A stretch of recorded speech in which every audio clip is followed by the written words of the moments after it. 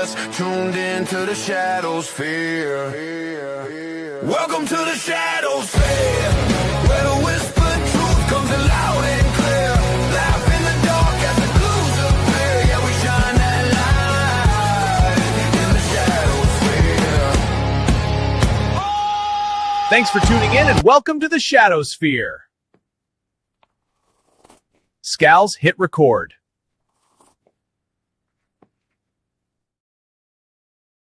Ladies and gentlemen, welcome back to episode 5 of the Shadowsphere. Tonight, my guest is none other than Stylin' Brian Samuels. He is the man with the fakest pockets in the game.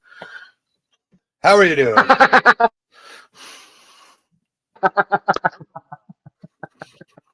was doing pretty good until you dropped that line. I was told to hit you with that, so. Of course you were. That's great. I'm doing good, man. How are you? I'm doing wonderful. I've been busy with my kids this week. Today's date is May 15th, so you guys are seeing this in June. Anything that's said, just understand that there's a brace to it. But man, I watched you live at the Crazy 8 in Hamilton. My first time seeing you perform. Tell me your experience when it comes to deathmatch. What got you into it? I'm sorry, I lost you there for a minute. Can you ask that again? I said, tell me. I first saw you in Hamilton at the Crazy 8. Tell me what got you into the deathmatch scene. I just grew up watching it. I used to, when I was in high school, I would actually skip class and like go down to the auditorium and just watch like old CZW on my laptop, or like watch old like ECW, or like, not that ECW was really deathmatch, but you know what I mean. Like IC not ICW, IWA, Mid South, Deep South. I don't know. I think like honestly, like my first favorite match ever really was like Mick Foley and Randy Orton from Backlash. So It Okay. was like I just always I don't know. I just always really enjoyed that style. Now, where did you again? Shadowsphere is not really a typical interview kind of thing, but it is. I'm just getting to know you. Where's the character derived from? The character was born out of, really, I just wanted to stand out. Just in wrestling, period. I didn't want to be, you know,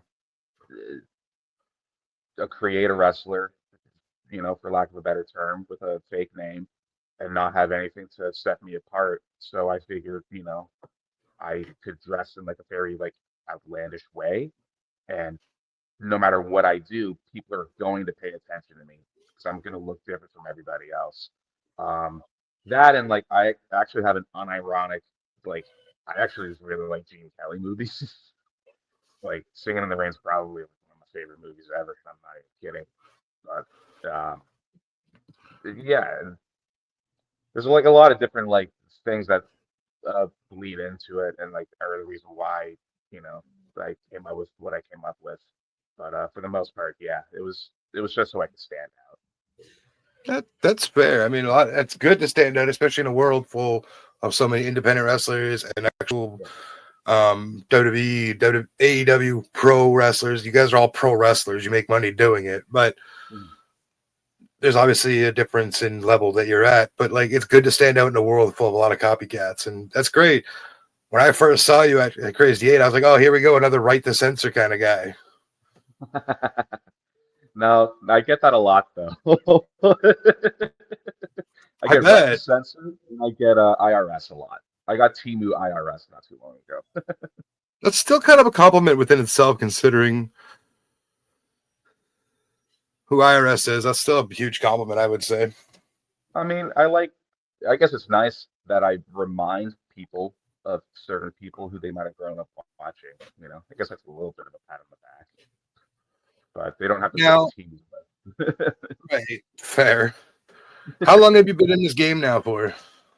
I started training June 2023. Had my first match that September. So I've been in it for just about 3 years. And it's strictly deathmatch, or you traditional as well? I try to stay as like grounded and in the middle as I possibly can. I I have my places where if they were to ask me to do like a no DQ, there's a chance I would probably say no, not because I don't like doing them, but because that's the place I like to go to show that I can wrestle. You know what I mean? Um, but that said, there's places like you know Canadian Death Match, Death Proof, you know, uh, where I feel like I get to loosen up a little bit and do something that I really enjoy, and that is the deathmatch style. If I remember correctly, you are Canadian. You are from Ontario, right? Yes, I live in Yeah, I'm sorry. I'm really sorry you live there. Oshawa. It's all right. It could be worse. I could live No, in. I mean, I spent a lot of time out that way. My wife is from Whitby, so Oh, okay. I know what the dirty schwa is all about. I spent time there. Yeah, I used to live in Whitby actually when I was younger. I didn't. I lived in Brooklyn, that like little Okay, kind of yeah. like area of Whitby. But yeah, I'm 29 and I've lived in Oshawa for the majority of my life. I mean, there's worse places to live. Yeah. That's the way I look at it. There's always worse places to live. Yeah, there's Brampton, Hamilton. Yeah, who wants to live in Hamilton? Let's just, People who live in Hamilton don't even want to live in Hamilton. no, they really don't. Yeah. Place smells and it's. I mean, at least it's got good entertainment. Oh yeah. No, I've seen like a couple like bum fights there, and it's I usually get a couple yucks out of it. Tell me about yourself growing up. Like, what's Brian all about? Um, I was actually a pretty tame kid. I didn't really do much. I like I said, born in Oshawa. Uh, yeah, no, I was really calm. Like I loved Tom's the Tank Engine when I was a kid.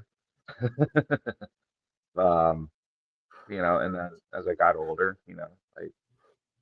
I just liked more kind of I don't necessarily want to say dorky stuff, but I always was more into like you know superheroes, pro wrestling. Um, the music I listened to, was different. Yeah, like one of my first favorite bands that I can remember is Primus. Right. So yeah, I think growing up, I was a little odd. I mean, you got to be a little odd to live in a world the way it is, man. Oh, I I grew up an athlete, aka like football, hockey, basketball, soccer. mhm. I crave the things that I watch some of my friends do, like yourself, being the nerdy side of things, man. I look back now, and that's how I am now. Yeah. No, and I think that's the beautiful part of it is that like I haven't changed. You know, I still love going out to the movies and like watching the new Marvel movie that's going to come out. All right, I love just going to wrestling shows still like as a fan. Like I love all the stuff that I liked. That I was getting picked on like when I was a kid and like in high school for liking. It's all starting to become cool again. And I was like, It's a I trendy just have to thing. ride it out.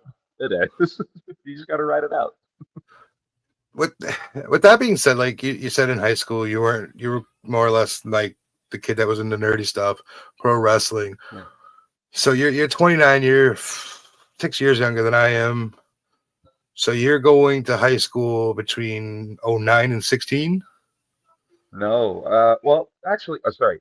Yes. No, I'm an idiot. Yeah. I started 2011. Yeah, 2011, and then I had to do an extra semester, which kept me there until 16. So I you're, didn't go but last. that's the lull years when it comes to professional wrestling, if you will. In WWE, Yeah. they hit a really lull years. What was it like being a fan then for you? Well, I just didn't watch it. I just so it was awesome because like when I got into high school, that's when I discovered like the indies, and that's when I discovered like Ring of Honor and like New Japan. So I was like, I like that. I would like keep I keep like you know, and semi-interested eye on WWE at that time. But like you said, it was a really, really like bad kind of lull point. Like I think honestly, like between like 2010 to 2015, like the only really good thing that came out of that time was the Shield. Like Bray Nexus was Wyatt. Bray Wyatt. Come on. okay, okay. But here's the thing though. The Shield was booked consistently good. Like, I can't really remember a time from like when did they debut? So November 2012. So from there to like after WrestleMania 30, which is like May 2014. I can't Yeah. really remember a time where the Shield was being booked like that. Bray Wyatt by that point had been booked bad. Yeah, unfortunately, they never understood the character that was Bray Wyatt. Yeah, which sucks. And I watched that documentary too, and like I actually felt so bad for him because you can see like how pissed off he's getting, and it's like man, like and especially for how like creative the guy was too. Bray Wyatt. Bray is consistently.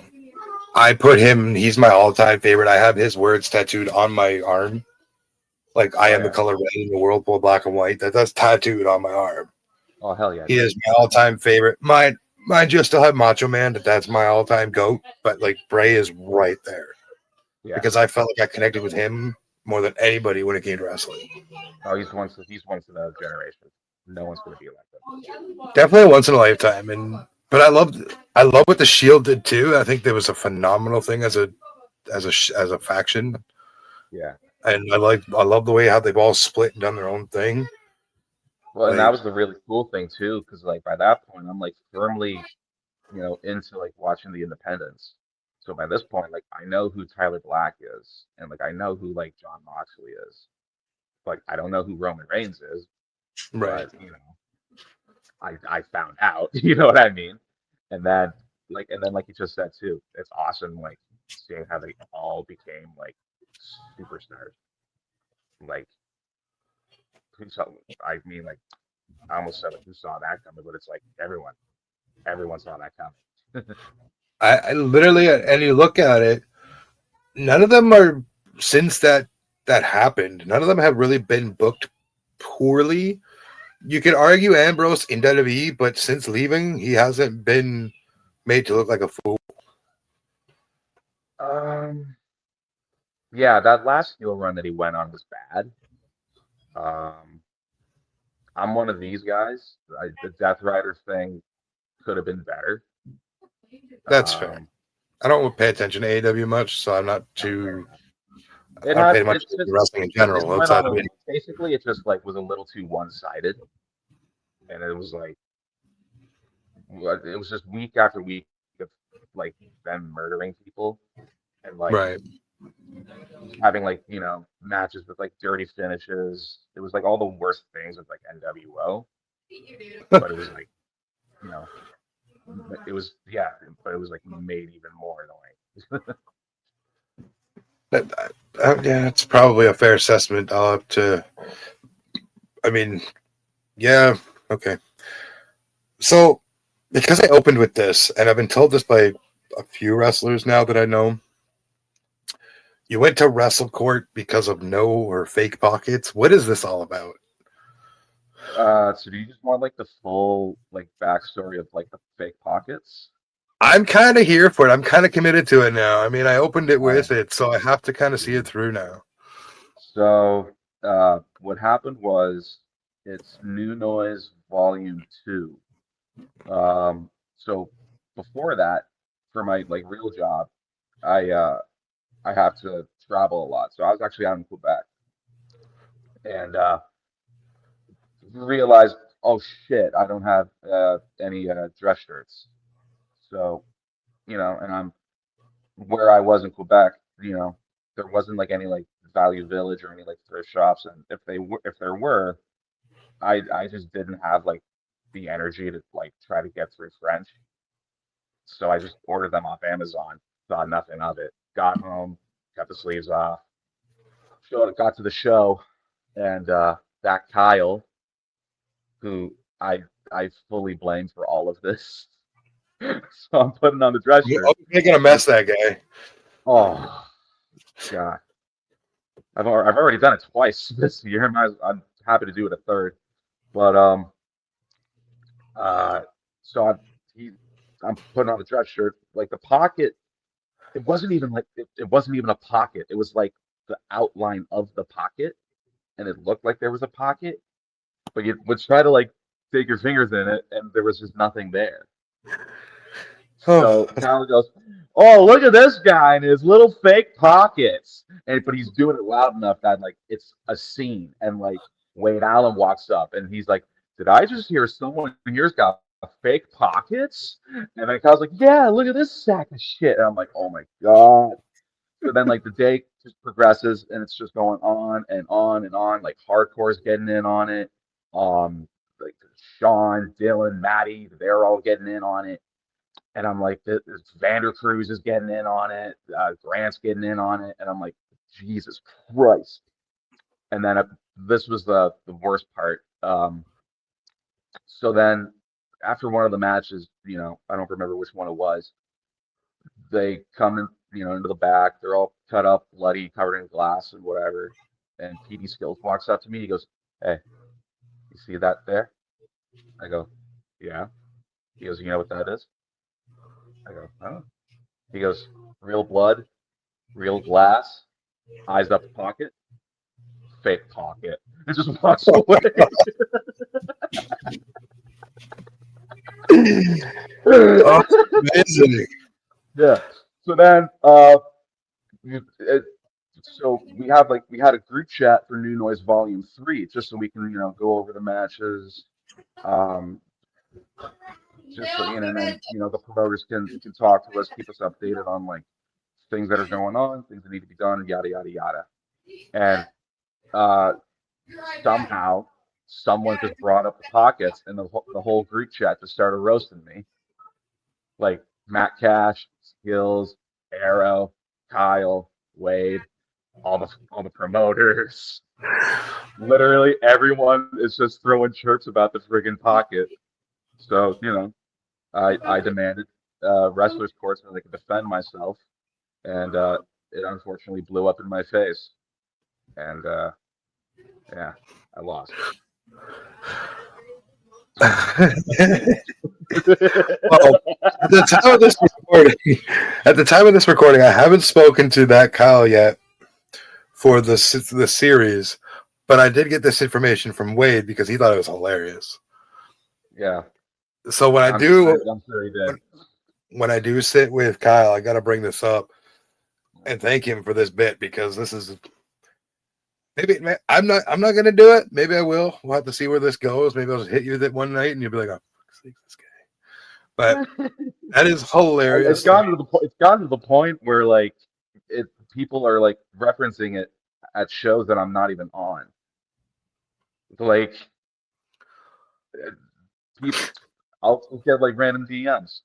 Like I friggin' posted a thing on my story the other day. I lost my headphones, and Matt Grant goes, "Did they fall out of your pockets? You should get some real ones." And I'm like, I'm just trying to live, man. At the time of this recording, made. At the time of this recording, are you booked for New Noise for Volume 4? I am, yeah. So I haven't looked over. I know that there's been a few announcements made. I just haven't caught up to date with it just yet. Busy. Maybe if I do end up getting down there, maybe I'll just bring a sign that says "Here for the No Pockets," just to. I'm all for it, man. I'm all for it. You might forget by then, and then seeing that will just be. Believe me, I'll pop for it. No, I think that's great, man. It's good when you have that camaraderie with people. Yeah. Because it's also funny like when things just kind of it's funny when like things just kind of like pick up too, and like completely out of nowhere, and they become like just this organically with the boys nonetheless, right? Like, yeah. I think that was honestly what endeared me to everybody. Was like, because I got on with everyone really well, but believe it or not, I'm pretty introverted. We've had conversations before, like on Instagram while we were planning this, and like even a little bit before that. So like I've gotten a feel for you. But those first couple Canadian deathmatch shows, I was nervous because like that's a locker room full of like guys I looked up to, and I'm like, you know, you're all awesome, and I'm me. You know what I'm like? Not trying to, make myself feel better or anything like that, but uh, it's cool that I got over with them, even if it is, at the expense of the legitimacy of my pockets. But I don't know. But There's what's worse more things. over? What's more over? Your no pocket shirt or Jesse Max no pocket jeans or dresses? My no pocket shirts or Jesse Max no pocket dresses. Yeah, because you know the old adage with females is they never have enough pockets in anything, so it always I've looks like never heard that a pocket. day in my Oh life. man, my there's pants and like all this. My daughter hates it because she has pants, but they never have pockets. But it looks like she has pockets, and it drives her nuts. Well, I'll just go to the default and say Jesse just because Jesse's awesome and people like her a lot more than me. Now, in your 3 years, in your three, oh, excuse me, in your 3 years of wrestling, who's the biggest Matt? Jeebus, who's the biggest name on the card you've wrestled so far, and who's the biggest name you've been on a card with? Oh, that's a good question. The biggest name that I've wrestled, I'm gonna, I'll have to say probably Joey Legend. Yeah, I wrestled Joey Legend and Freddie Mercurio in a triple threat at a New Beginning show. So that was probably like working with those who was like the first like really big one, I feel like. Um, as far as the biggest name I've been on a show with, oh, that's tough. Yeah. Um, Off the top of my head, probably Tara Zep. Okay. Um, yeah, I'd say she's up there. Um, I've been on shows with like Green Phantom on them before too, and that's always really, really cool. Um, God, I know there's been a few, and I feel like I should try to remember them. I guess for this answer's It's sake, an I'll on the say spot Tara. question, so you're not hit Yeah. with this. For the record, or everybody watching, I don't hit them with any questions before. This is all natural questions that come into my head, and I just ask. I don't like my guests prep for anything. I like the Yeah, organicness of the conversation. I think it's probably Tara. Yeah, Canada's most popular deathmatch wrestler. So yeah. Who do you want to wrestle in the next? We'll say, I'll give it a 5 year window. Who's your dream matchup in the next 5 years? If you're I still really doing want this or want to do this in the next 5 years. I mean, God willing, yeah, I'm hoping to still be doing this in 5 years. Um, my big pie in the sky, absolute dream match is me and Sexy Eddie. I really want to wrestle him. Um, I want to wrestle in the next 5 years if I can do it. Please God, I really want to wrestle like Bear Bronson. Um, and then dream match that I feel like I probably will never get, but I can always dream for it. Me and Eddie Kingston, because that Ooh. that dude's like he's my he's my hero. Well, yeah. Not many people are big. Not many people would say that about Eddie, but he is a solid motherfucker. Like he really is. I like. I think he was like my first like real favorite like indie guy. Him and Janela both. Yeah, Well, Janela I want to wrestle too. Janela's Um, Janela's too busy losing to 14-year-olds right now. So come on, man, that match was great. What are you talking it about? was. Listen, that kid is a star before he even hit stardom. So Yep. And props to Joey for doing that too, man. Like I did a seminar with him uh like a few months ago, and just the knowledge I took out of that was crazy. Like he's I honestly God, like, he's a genius.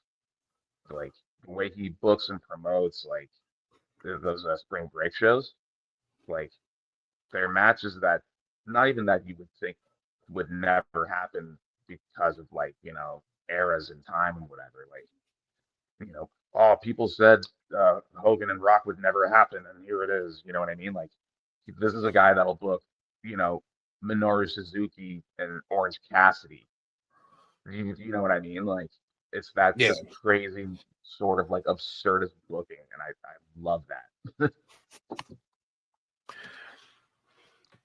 The inner wrestling fan in you. Let's take the bias of you're actually a wrestler in this right now. You can insert yourself in any time period to any match you want in time. Where are you inserting yourself and why? That's a really good question. I would probably want to be somewhere in like the early 2000s. Oh, sorry, that was my phone. I'd probably want to be somewhere in like the early 2000s, early mid 2000s, pardon me, that like that really solid like uh period of like independent wrestling. Because at that time, like you know, Alex Shelley's there, like AJ Styles is there, CM Punk's there, you know, Matt Pepsi Seidel. Blue. Yeah. um, so yeah, somewhere there, but probably somewhere in Ring of Honor. But if I really had to like put myself in a match, um, huh. See, this is the good stuff. It's Just not off the top questions of that my you head, normally ask, yeah, right? Because I it's guess all off the the top of my straightforward. head. Oh, you know what? Cage of Death. Blackout versus Team Chris Cash in that like double ring like War Games Cage of Death. Right. That's one of my favorite ones, just because of how like batshit crazy it was, and like I also I feel like those matches are done the right way, where like people can be eliminated during them. I wish WWE when they did their War Games, it was like once everyone's in the cage or whatever, then eliminations can start. That But would make the most sense, right? But I feel like they feel like it already takes too long to get everybody in. But like, which it does too, yeah. Because by the you could time also cut down the time. yeah, You could cut down the time with the intervals, or you could just have everybody start it out and just let them go. And the elimination style would be so much more fun. yeah, it would be awesome. Um, what is your favorite wrestling movie of all time? There's only a handful that I can think of off the top of my head. Mhm. But what is your go-to like wrestling movie? Um, Probably The Wrestler with Mickey Rourke. Yeah, I don't think I've ever heard anybody answer that one yet. yeah. I think it's because I secretly hate myself and I want to make myself sad, but also I just really enjoy Mickey Rourke's work. Um, yeah. I also oh man, the Iron Claw was really really good too. That was really good. Yeah. I guess I probably should have said like one of the like happier ones, eh? Oh, it does. It's your movie, man. It's not mine. It's your choice. Yeah. I'm just when people say the wrestler, I just go back to that feud that Jericho had with Rourke on WWE, and oh, I'll never be that guy. You're literally him now. Yep. He That's can still go literally him though, now. but he can still go. So He did. I mean, I guess like the big part of like the wrestler was like Mickey Rourke is literally being told like, nah, man, like you're done. You have to stop. Like And then Jericho's being told now. he looked pretty good against Ricochet. I think having the year off, uh, you know, allowed him to heal a little bit, and he's looking a lot better than he was, you know, when he was doing the learning tree with Big Cass and Brian Keith. I'll have to check it out. Um, so I gotta ask, and again, I keep apologizing for this because like to everybody listening that knows I have the other pod as well called Spotlight with Shadow, more of an interview style. But guys, to understand, I'm just learning Brian. I'm just having a conversation with him. We chatted briefly, but so if it seems interviewish, that's why. It's not intentional. But I gotta ask if WWE or AEW came, I feel like I know the answer just based off already a few minutes conversation. If WWE came calling AEW both the same amount of money, doesn't matter, whatever number you want to draw in your head for it, called you tomorrow morning, say this is the number you want to sign, who are you signing with and why? Probably AEW, but to tell you the truth, I have no real like desire to get signed. I don't care about it. Uh, but like if I had to pick one, yeah, it would probably be AEW because for the most part, like obviously like a much different schedule. Um, I don't want to be away from home 300 days a year or 250 days a year, whatever it is now. Um, Also, WWE's really gross, and like TKO sucks. So like, I don't want to work for No, 100. I get it. them. My head when I asked the question, I figured the Ring of Honor answer would have been why, just because the lineage with Ring of Honor. Yeah. Um, God, I really wish I could have like been brought in like to Ring of Honor like in the mid 2000s. If I actually could have put myself anywhere, yeah, it would probably have been in like that, you know, white hot like 2005 era of Ring of Honor, where like every show was solid, every match was amazing. Like you got and then like once um once they got like the TV deal and like their tag team division was like the Briscoes, the world's greatest tag team, Kings of Wrestling, um, friggin' Steen and Generico, like man, that period of Ring of Honor from like 2005 to like 2010 is just so good. It's built different. I think was Adam Cole down there for that too? Was he in Ring of Honor? Uh, I can't remember Cole if he was or he was somewhere else. he would have probably been doing like most of like the smaller indies at that point. He might have even been doing some stuff with like Evolve, but he wasn't like Adam Cole yet. Right. I think they brought him in like 2011. He might have actually had just been getting bookings with Ring of Honor in like 2010 by the time all that stuff was happening. We're talking old school wrestling, and this is the one question I did prep you for. And again, it's something I usually do. Sorry, Casey. When it comes to wrestler Chris Benoit, I am open to any opinion, and this is a trigger warning because this conversation will happen for a few minutes. So if you want to fast forward, by all means, go ahead. What is your opinion when it comes to him? Are you a person that can separate the man from the art, or are you just fuck Chris Benoit across the board? I can watch a match of his and go, man, he was really, really good.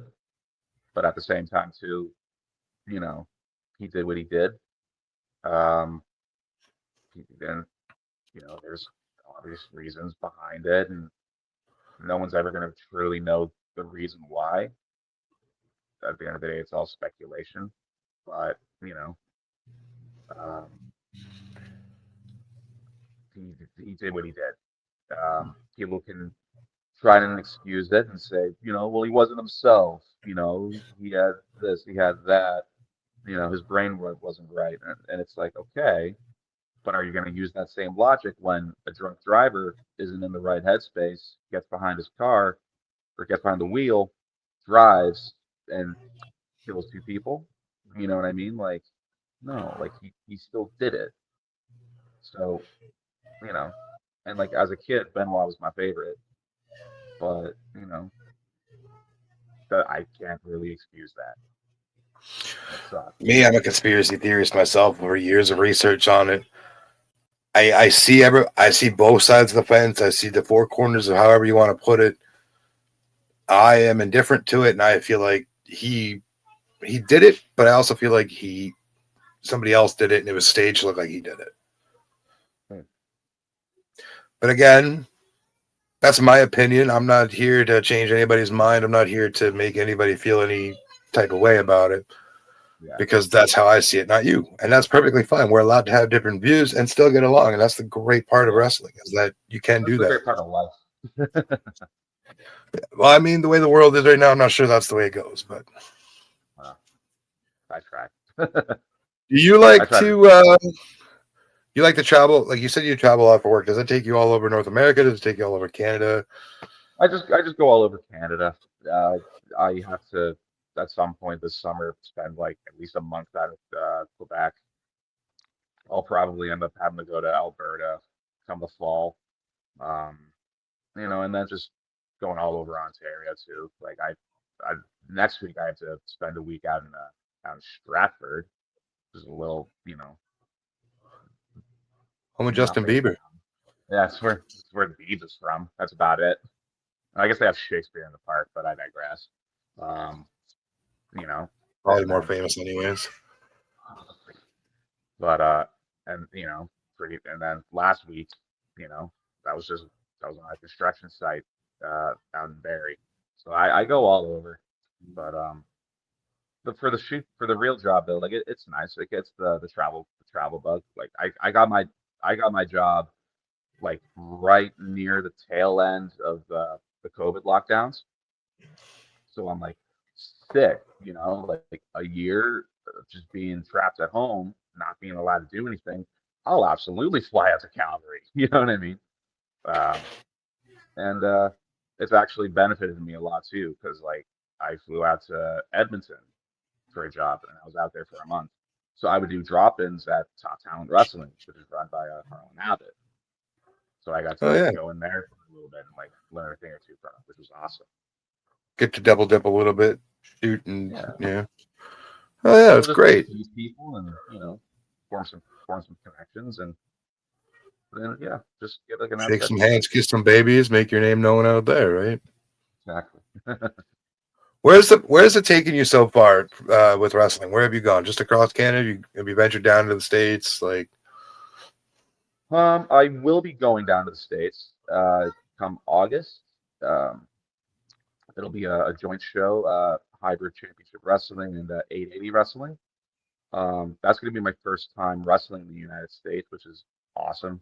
Um, for the most part, though, yeah, I don't think I've traveled too far. For wrestling, that is.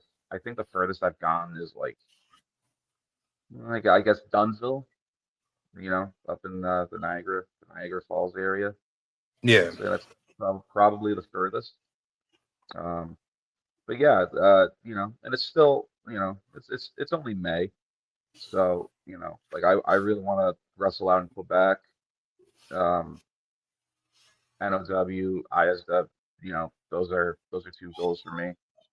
Um, but I like just rolling with the punches and you know smelling the flowers, so to speak. have you been hit Not with not the have you been hit with the oh so iconic hot dog and a handshake yet? there's been a show where I didn't get paid. That's yeah, pretty much what I was alluding to. Yeah, but less said Have you about worked that, for the that better. company again, or have you just said no, we're good? I've passed.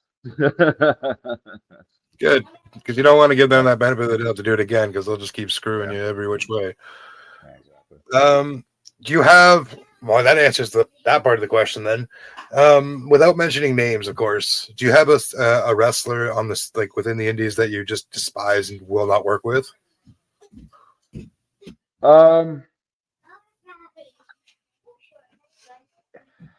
see, yeah, but the less said about that too, the better, because I'm pretty easy to get along with, and there's a very small group of people that know I don't vibe with them, Right. and they're probably able to like piece together who they are. Hey, we can So move on to just the for the subject. sake, yeah. No, no, I it's was all good, man. It's all good, man. You don't gotta apologize or nothing, you know. But all I'll say is that the people who know I don't like them, no, you they don't also like. know why I don't like them. Fair enough. They can live with that.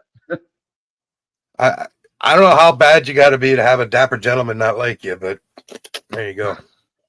I mean, I get along with everybody, and I'd rather live life that way, you know.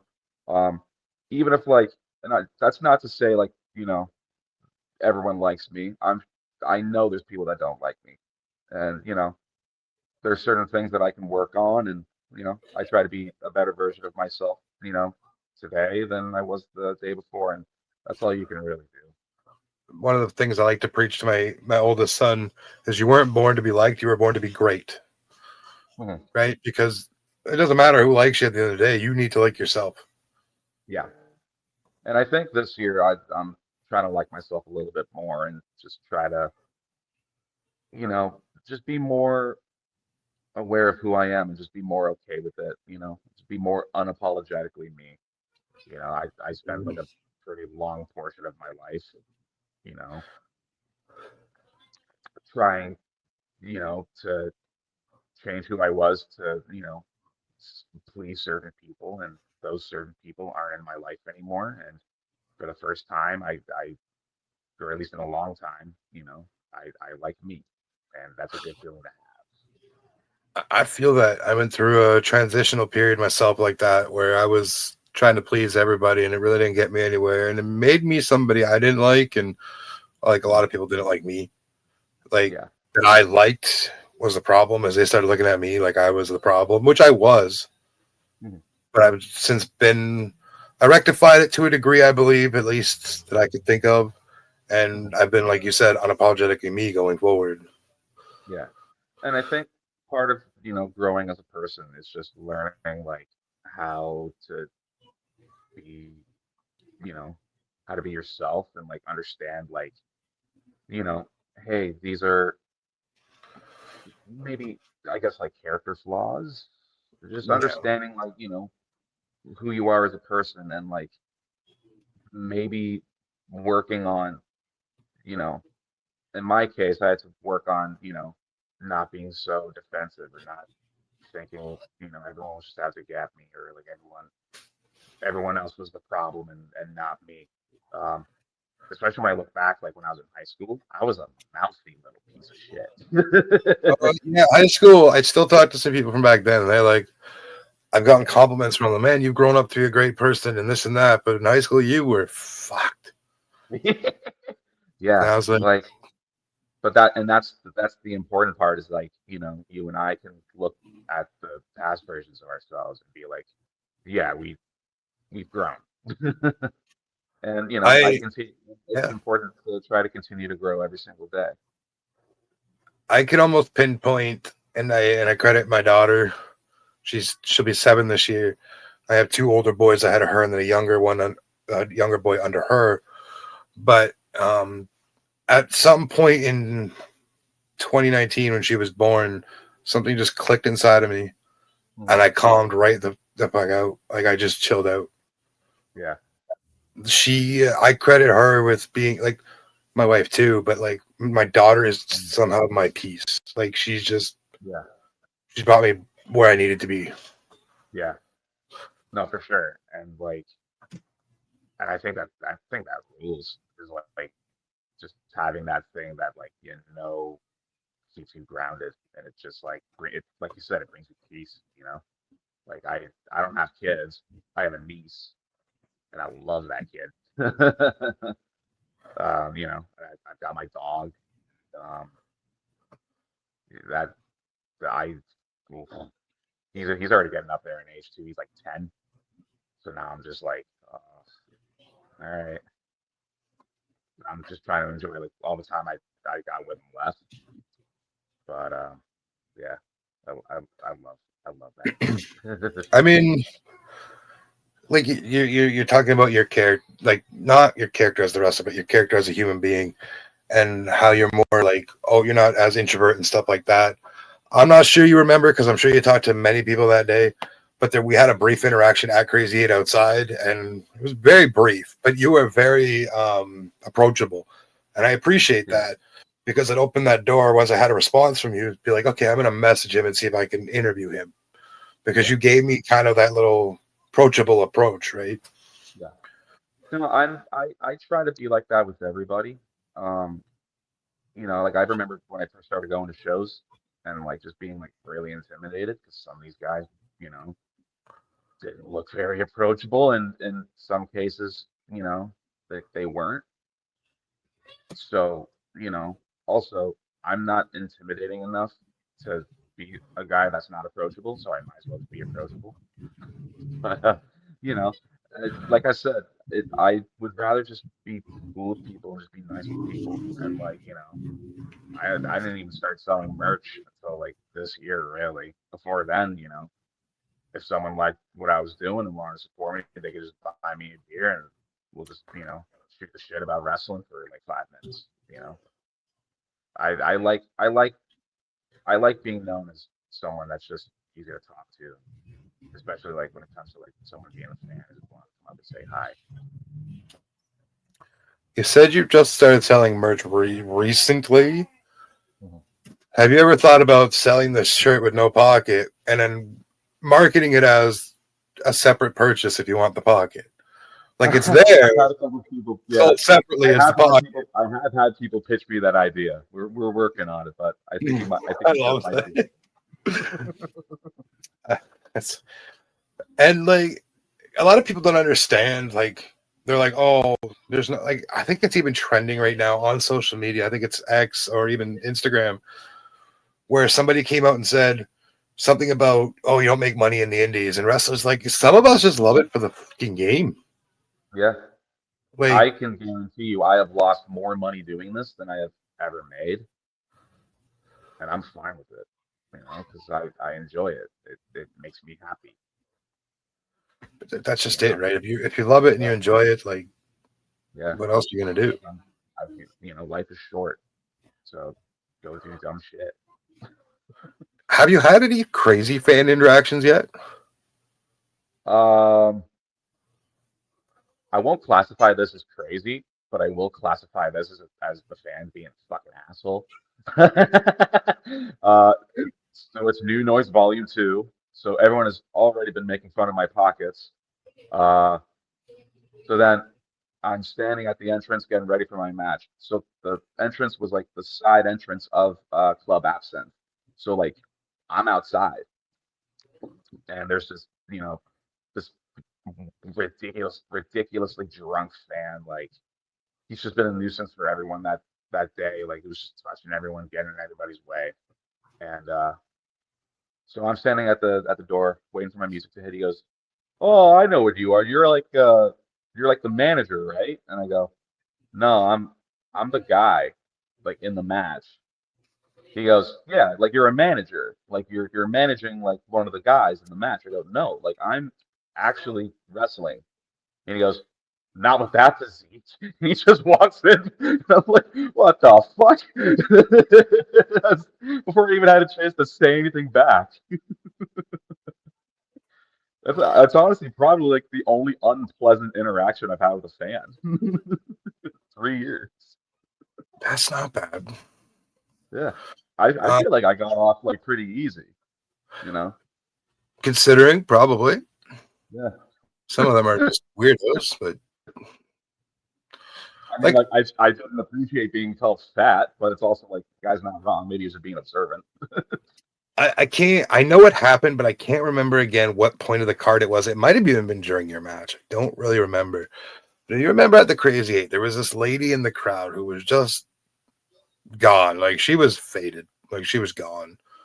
Okay, so I actually know nothing about this. I've Oh, only so you've seen heard about I've it seen though. people kind of like I've seen people vague post about it, and they were just like basically like, "Don't get that fucked up in public." So And I this just one just sits in my never mind happened. again. My first in-person deathmatch show was Crazy 8 in April. I've Okay. watched it online. I've seen clips. I've watched all the brutality. Like I knew what to expect. Yeah. But that was my first in-person ever. Yeah. And so my memory is pretty good with a lot of what happened. And I just remember seeing this lady. She had like a flying or a ninja shirt. She thought it was the greatest thing ever. But as the night went on, she got more tipsy and Right. more drunk. And the shirt kept getting higher with every time she would go to do it. Oh. And then it got to the point she had to be in her late 40s, maybe early 50s. She wasn't young by any stretch of the tit. I mean, and so she ran around the ring during a match like an idiot with her shirt covering her head and her tits just she had her bra on, but like just exposing herself to run around the ring. I didn't know that happened. I just knew that like there was a lady there that was just shit faced. Yeah, she was gone, and I know That's that crazy. I can't remember. My wife was like, "What the?" Yeah. Like, it's not something you would see, especially with the amount of warnings that they ask you that the audience not to do that during the matches because Well, that's the the thing shit too. you Like guys are hitting usually, each other with, yeah. then Well, we've never, as far as I'm concerned, like there's never really like been a instance where anyone was like a problem. Like no, I it's don't think they usually, were like over, but you could tell they were drunk. I don't think it was like yeah, once somebody pulled her out and said they didn't kick her out or nothing. They just pulled her out of the ringside and like chill. yeah, Like it wasn't overly like, oh my god, we need to call the yeah, cops. It wasn't like that, but it was still enough yeah. to be like, what do you got Like to be what do you careful. do? Yeah.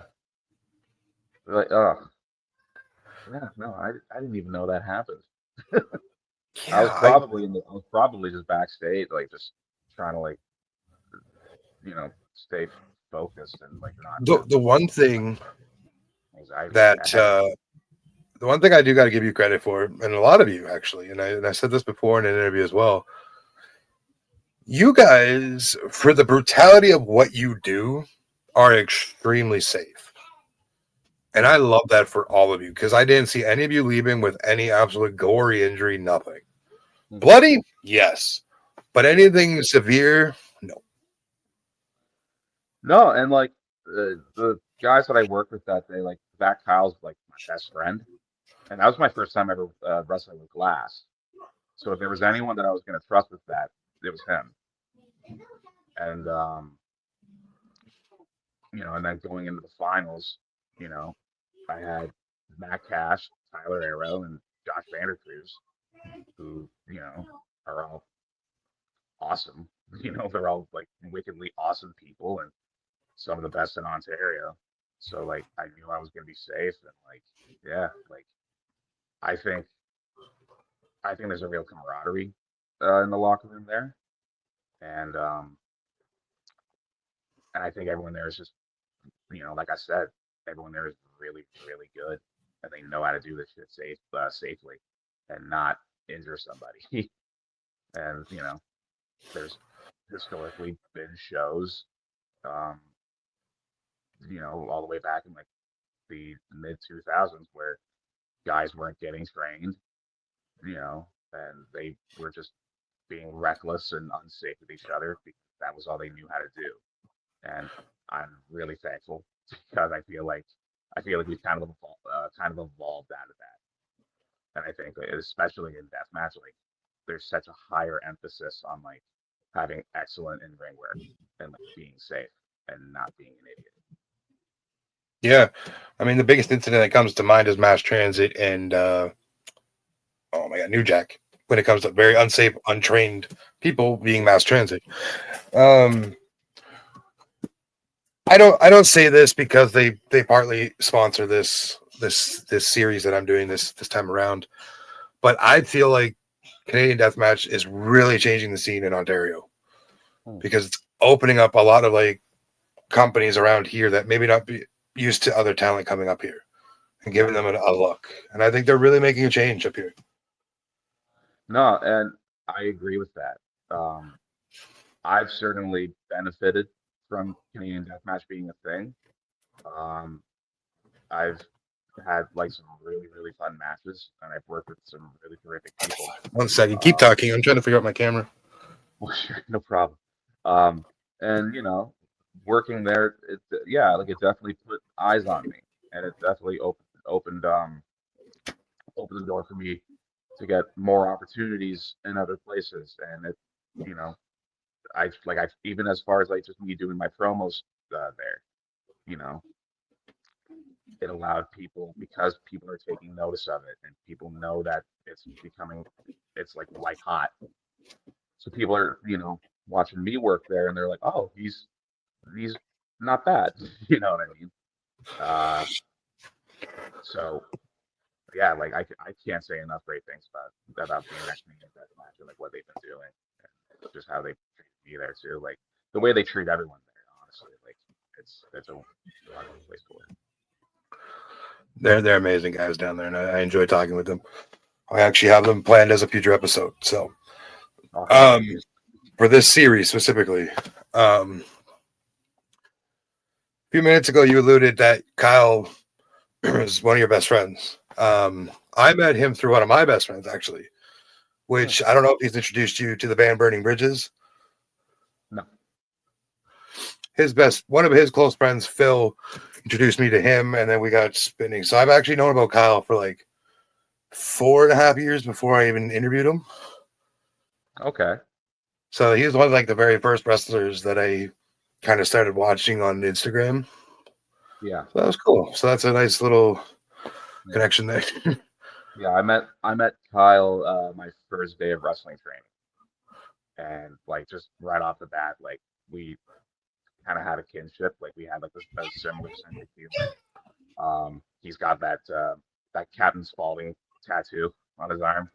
And I was right off the bat, I'm like, that's sick. But he didn't beat you up in a KFC parking lot, right? He has not beaten me up in a KFC parking lot. He's beaten me up at Sneaky D's. That hurt. He beat me up at the Crazy 8, but I still won. And he beat me up out in Bolton for a Francis Brown. Actually, I've wrestled Kyle 4 times, and he's 3-1. I've only ever beaten him once. I mean, that should be 2-2 because I'm still very suspicious about that finish at the Crazy 8. What do you mean? That was totally legit. I don't know. I beat him. I don't know, man. I'm just saying. I put him in the hold. I rolled him up. Referee counted 3. There might have been some tight grabbing or something. I don't know. I don't know, man. I don't know. I'm gonna stop. We're gonna hit the hour mark here, and I want to do another interview, full character next time. I want to get you in your dapper. Sure. And I want to bring it on for Spotlight with Shadow, where I get a little bit more in depth about everything that is Style and Brian. Awesome. I appreciate every bit of your time tonight. I know you're busy there tonight. You're at the training facility now, getting prepped for this week's matches, and I can't thank you enough. And I'm extremely grateful for your time. Oh, dude, this was fun. This was awesome. I'm easy to get on with. Like I said, pretty easy to get a hold of. This was fun, dude. I love the vibe you got. Great. I'm hoping to make it down. You started off making fun of the fake pockets. Yeah, I gotta get an icebreaker. So it was a good icebreaker. I had to roll with it. Hell yeah, dude. I'm hoping to make it to New Noise to see you guys wrestle again. My calendar should line up. Should allow me to. I look forward to talking to you in person again. If I'm ever down, which I'm quite sometimes often am down, maybe I'll hit you up and we'll catch a beer or something at the local watering hole. Hell yeah, man. But ladies and gentlemen, I would be remiss if I didn't say shout out to Canadian Deathmatch for helping put this on and sponsoring this. I don't get paid to promote these guys. I just love what they do. And I truly believe in the vision that they have for the Ontario indie scene. They're bringing great wrestlers in like Ryan and others that we have interviewed and going to interview this season. With that being said, Brian, again, thankful for your time. I love you. And if you see Brian, buy his No Pocket merch. Because like somebody's got to buy him some pockets. I've also got bow ties, flasks, other shirts. I got a lot of Brian Samuels merchandise. That being said, ladies and gentlemen, this has been the Shadowsphere. Thank you. Good night. Cheers, everybody. Thanks for watching. Don't forget to like, comment, and subscribe.